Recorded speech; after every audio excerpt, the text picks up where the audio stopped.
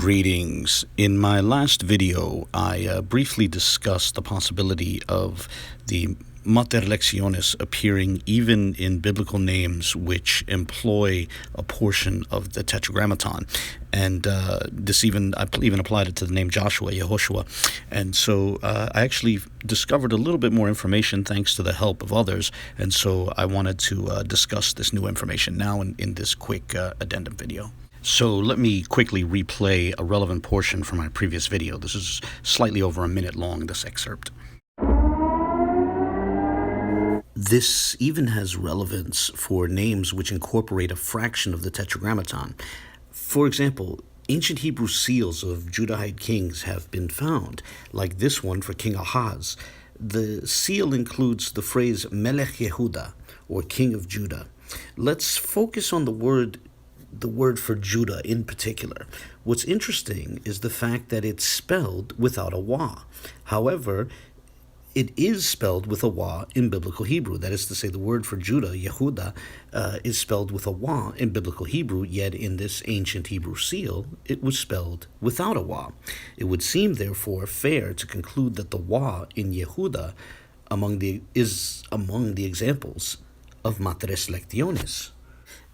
However, that opens an interesting door, because if even the wa in a name incorporating part of the Tetragrammaton can be considered a Mater Lectionis, then that begs the question, what about the wa in the name for Joshua, Yehoshua? Okay, so in that clip, my argument was that if we see ancient instances where the word Yehuda, which incorporates part of the Tetragrammaton, instances of Yehuda spelled without the wa, then it's just as plausible that there could have been instances where Yehoshua, which also incorporates part of the Tetragrammaton, could be spelled without the wa. Or to put another way, it's within the paradigm of the concept of Matres Lectionis, it could be argued that the wa in Yehuda is a Mater Lectionis. And so too, therefore, it could be argued that the wa in Yehoshua is likewise a Mater Lectionis. However, when I made that portion of the video, I was not aware of any inscriptions which spelled Yehoshua without any wa. So it was somewhat speculative when I made the video. However, a gentleman who goes by the screen name XUncleA123X left a comment on that video saying that he had seen another video, which had argued that forms of Yehoshua, both without the wa in between the hey and shin, yet after the shin, as well as without any wa at all, appear in the Dead Sea Scrolls. He said he himself had not seen this, but he rightly noted that if that's true, it presents a case for the wa in Yehoshua and the standard spelling of Yehoshua being a Mater Lectionis. I appreciated his comment and responded as follows, quote, I personally have not yet found a text or inscription employing Yehoshua without any wa, but it would not surprise me, just as Yehuda without a wa did not surprise me. Moreover, I think the latter speaks to the plausibility of the former. I hope to look into it more when time permits. End quote. As luck would have it, I wound up discussing this topic with a colleague who is a bit of a Semiticist in his own right, and he recommended I see the 17th century work Duo Tituli Thalmudici, Sanhedrin et Maccoth, which has been digitized and is available online. I didn't know this, I wasn't familiar with this work, but he pointed me in the right direction. I'll provide links to the digitized version of this work in the video description. The work is a 17th century bilingual corpus providing two tractates from the Babylonian Talmud side by side with a Latin translation. And my colleague informed me that variant spellings of the sort I was looking for the name Yehoshua, are found in that work. Now, subsequently, I later found out that the relevant spellings also appear in fragments from Qumran, which is to say from the Dead Sea Scrolls. And I understand that as some of my audience will have a visceral reaction to anything Talmudic, it might be better just to show those readings rather than get into this Talmudic work. But I appreciated what my colleague shared with me so much, I wanted to include it anyway. So here is page 321 of the relevant work, which shows Tractate Sanhedrin, page 93a. I'm going to scroll down to the relevant portion here and zoom in. I'll also highlight the relevant portions. So you'll see there's a few instances of Yehoshua Kohen Gadol, but whatever the case, the main point is that you see the name Yehoshua, Joshua, spelled without any wa whatsoever. And by the way, in that last instance, which is starting from the third line from the bottom and then continuing on to the second line from the bottom, it's actually quoting the first verse of the third chapter of Zechariah. It says, Yehoshua HaKohen HaGadol Omed Lifnei Malach. Joshua the high priest is standing before the angel.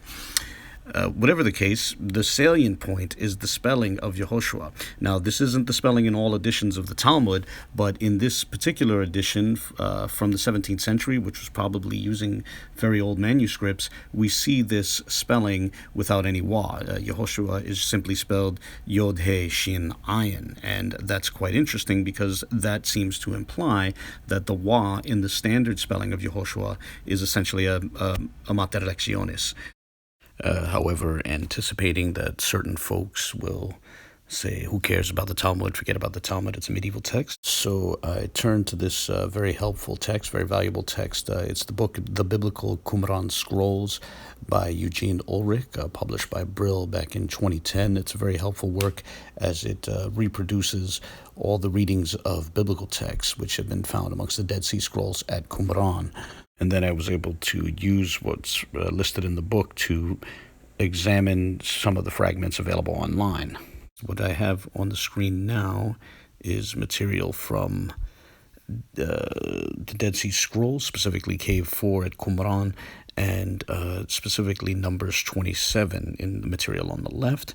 So I'm just going to zoom in here, and we're going to show a portion of verse 22.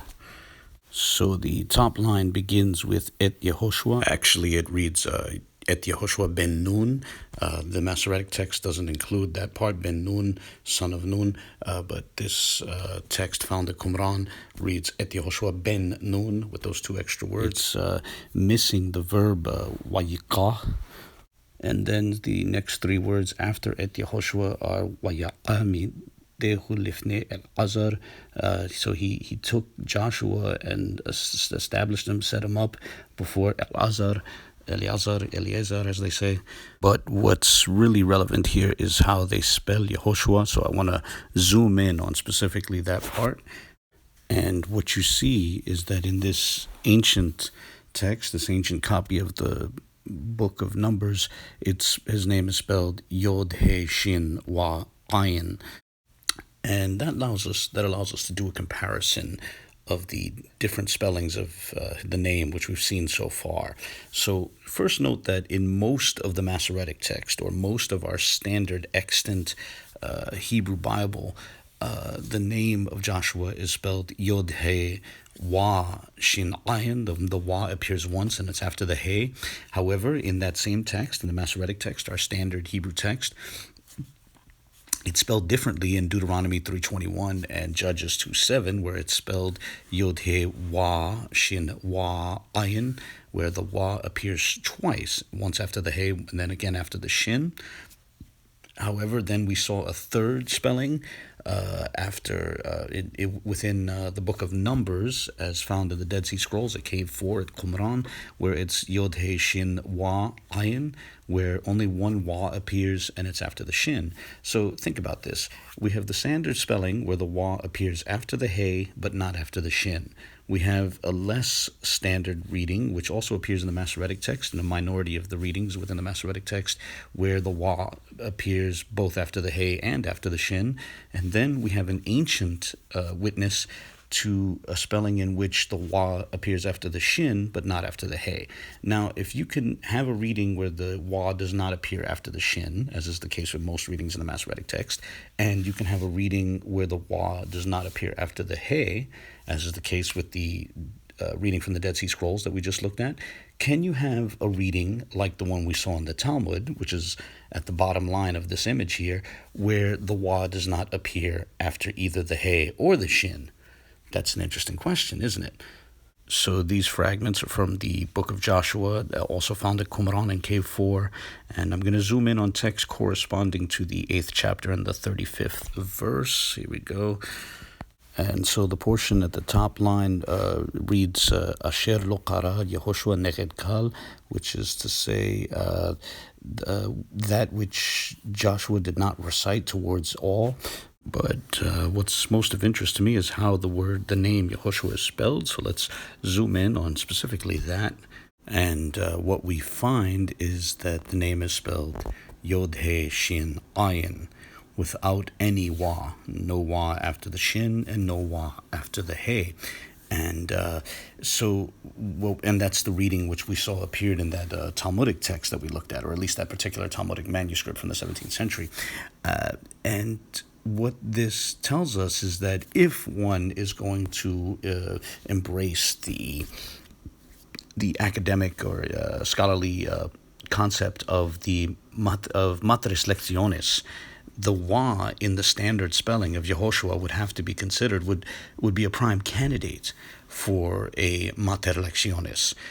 Of course, if one wishes to deny that, it's going to raise questions about how they understand the Mater Lectionis. So I just wanted to offer this as a quick bit of food for thought. I think it's relevant to discussions about the Mater Lectionis with certain cohorts.